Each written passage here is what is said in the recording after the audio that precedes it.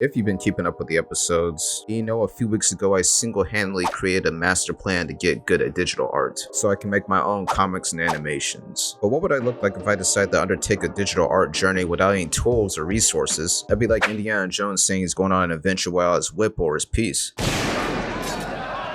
That's why I have this book, Figure Drawing, Design, and Invention by Michael Hampton. And I'm gonna tell you if it's suitable for a digital art noob or if it's trash. Lego.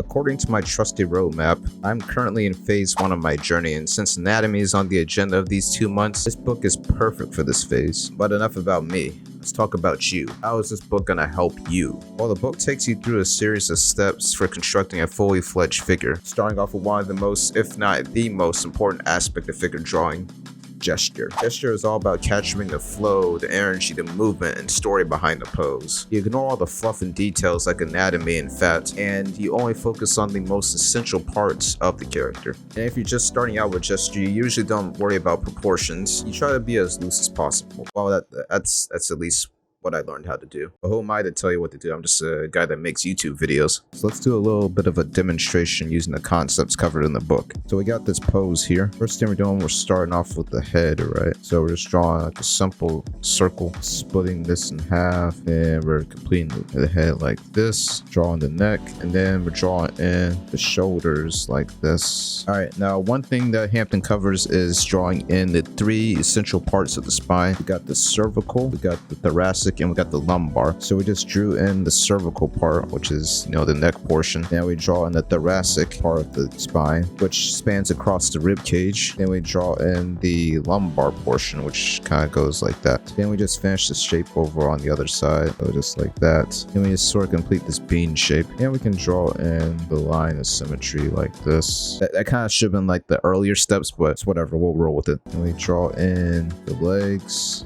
like this. Let me just draw in the arms. We're drawing the shoulder, upper arm, and the forearm. And I can just draw in this other foot right here. This is sort of our pelvic region right here. So Hampton also covers things like wrapping lines, which is sort of like wrapping your forms with these lines, so you can show which direction they're going towards. This leg is sort of going forward, so you would wrap the lines like in this fashion, and this leg is going backwards, so we wrap the lines in this direction to showcase that. And he also talked about how important it is not to have curves that are sort of like this. You want to have curves that flow, right? Curves that lead the eye, and they sort of oppose each other. So look at how like this part of the leg flows like this, and like this part goes in. This part is sort of concave while this side is convex. I think I used those terms correctly. I don't like geometry. It just looks flowy, you know what I mean? You get a figure that's smooth. You don't want to draw like the Michelin Man or the Snowman or something. It's also a good idea to draw like the weight-bearing leg first, so you can sort of ground your figure. And the final tip is to use CSI curves, mostly CS curves, because it just makes your gesture drawing just flow a lot smoother. You don't want straight, rigid lines, right? We just talked about how important it is to stay loose, right? So I don't want to see you guys, like drawing like all tensed up, like you're about to explode. It's be loose. And you might be wondering, where did you get that snazzy looking figure, man? Well, none other from today's sponsor, Figurosity.com. Figurosity is a website. Nope. Alright, so if you tackle gesture, what's the next step that the book talks about? Well, that next step will be landmarks of the body. So let's take a look in the book like LeVar Burton, and let's see what the landmarks of the body are. So we have the pit of the neck, the clavicles, the manubrium, the sternum, the ends of the thoracic arch, the rib cage, the belly button, iliac crest, the head of the humerus, the elbow, and patella. On the back, we have the cranial notch, the spine, the sacrum, the 7th cervical vertebrae, and the scapulae. This is also part of the book where Hampton discusses how to represent these parts of the body as simple volumes rather than fully rendered out drawings. Like, you don't need to draw a detailed skeleton in order to draw figures. And I made a big mistake thinking that when I first started my YouTube channel. The book also discusses things like weight distribution, like you can see here, and how the contours of the figure should pinch and stretch as the body moves around. And the book also discusses forms and connections, so we can represent different parts of the body as forms and connect them whenever we need to, because that's how parts of the body work.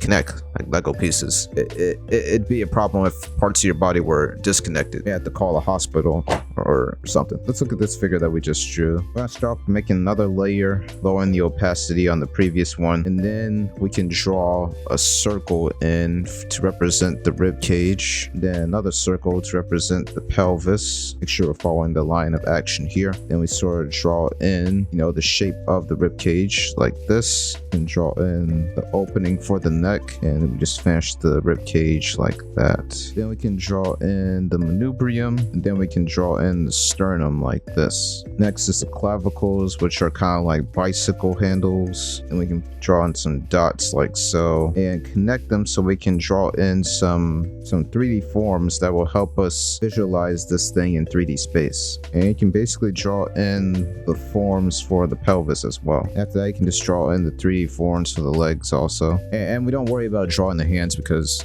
nobody likes drawing hands. The last and major portion of this book I'll be talking about is the one thing all character artists are trying to master: anatomy. Now, the book does include a chapter about drawing clothes, or as Hampton calls it, drapery. But since this video is about how good the book is when it comes to anatomy, I'm not gonna go into too much detail about the clothing chapter. Like, who wears clothes anyway, right? You weird, buddy. You're weird. Just know the book goes over various folds and creases and how like cloth rests on the human body, and how different folds are created whenever the body parts are pinched, stretched, and whatnot. Okay, back to anatomy. Book goes over head drawings, the torso, the arm, the hand, the leg, and the foot. What I like about this book is that it breaks down each of the body parts so you can easily construct them from memory. For example, take this head drawing chapter. This chapter contains a simplified model that highlights all the major points of the human head, steps for showing perspective so you can draw heads from any angle, and how to construct features of the face such as the eyes, nose, and ears, and mouth, just by using simple forms. Hampton continues to use this approach throughout the book, and he also shows you how these forms change when they are stretched or, you know, contracted, or whenever any of the limbs move around. So I'm still dealing with adding the muscles of the torso, and even though I have a long way to go, I feel like I've learned a lot so far. Now, to a very, very, very important question: is the book good for a beginner artist? Yeah, I'd say it's a pretty good book, yeah, but you have to approach it a certain way. Let me explain. One downside about this book is that it's not an instructional book for the most part. Like, it doesn't tell you exactly what to do or practice, which can sometimes confuse beginners since they don't know for the most part where to actually start. It definitely confused me when I got the book. I was expecting some exercises, some homework, some assignments, something at the end of each chapter. So when I first got the book and I read it, I was like, all right, what do you want me to do? So through some deep meditation and some hard thinking, I came to the realization that this book is to be used as a resource.